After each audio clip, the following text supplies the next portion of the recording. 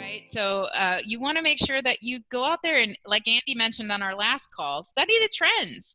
See if people are talking about this, right? Really understand your market and then sell to that market. And that's going to lead you much further than just picking a product and going, oh, I wonder if this is good, right? And be passionate about it. Like, you know, some of the best, like some of the most successful Amazon sellers I've seen, like Amy, you know, the whole, you know, she's totally into her cat. So like having a passion and a knowledge for something is invaluable, because when people come to you, they're going to see you instantly as an expert in that field because you're already interested in it. So Greg, a little earlier when he was sitting back, was giving me the gun show, you know, so I know he's into fitness. So, you know, that might be something, Greg, that you'd want to look into, because if you're passionate about something. I used to have guns too, but, you know, I'm 41 now, so I've and 3 kids. I don't have time for the gun show. At least, 45. Damn, you look good. I thought I looked good for my age. You're looking good, my man. When my kids get a little bit older, maybe I'll join you back in the gym. But pick something you're passionate about, because that's really, really going to show through. That's kind of like, you know, when I'm sourcing products now, it's either needs for my own family that aren't being met. That's another really, really great one to think about. Same thing with Amy. She found something that her needs weren't being met. And it's it's a lot easier than you think. You know, if you're like emptying your trash and you're like, oh, I'm so tired of this trash bag ripping, or I wish this trash bag was elastic, or whatever it is, have a little notebook with you and jot it down, or use your phone. Like in my phone, I have the Google Keep app, and I literally have like stuff tagged invention. Like I think I probably have 100 things in there. And then I go and search it, and like 99 of them are already invented. I'm like, damn it. Damn you, internet. Before you, I had so many good ideas that weren't taken yet.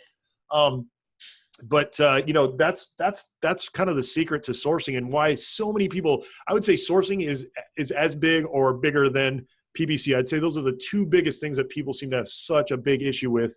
And I don't laugh. I get it, because when I started out, I was totally there as well.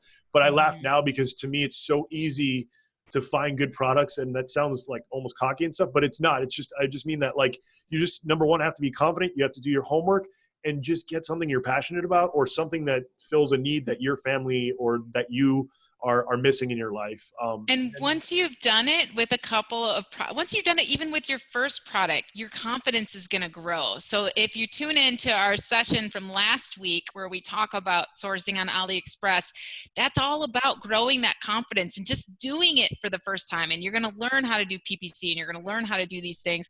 And then, you know, you go, okay, I know exactly how I'm going to improve that product. I know exactly what I'm going to do. And you grow that confidence that way. So just start. You know, that's what you got to do.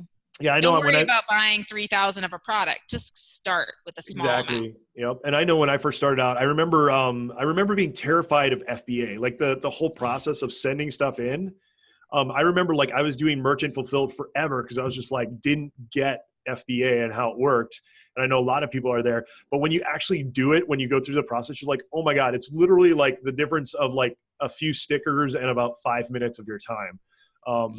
So that's and a lot of things that people don't realize as well, Andy, is that all of this stuff is published on Amazon. Yep. All Amazon of it is University. In their help menu. Like people are like, is this against terms of service? I get so many questions. Is this against the style guide? Is this against terms of service? Am I going to get banned for this? Ask Amazon. It's right there in the help menu. Go to Seller Central, type it in the help bar, and it's all published right there for you. Yep. And one thing that Amazon loves, and I know people are always scared because they think Amazon's going to get them. And, you know, I'm not saying to admit to everything that you're doing if you think it's something sketchy, but like, for example, like everybody was having like the whole product inserts, like you can't do product inserts anymore. You can't ask for reviews, like all this stuff going around. And I literally like took my product insert, attached it to a seller support ticket. I said, hey, this is our product insert, yay or nay. And they said, yeah, it's good. It's perfect. And then you have that ticket to refer back to if you ever get suspended or get in trouble for that. You go, hey, ticket. And I also log ticket numbers that are important to me in a Google Doc.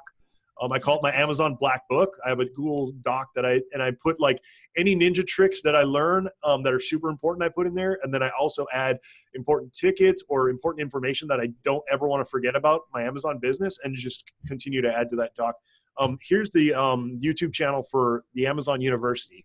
And it's literally, they teach you step-by-step how to do everything. There's like hundreds of videos, like super, super good stuff.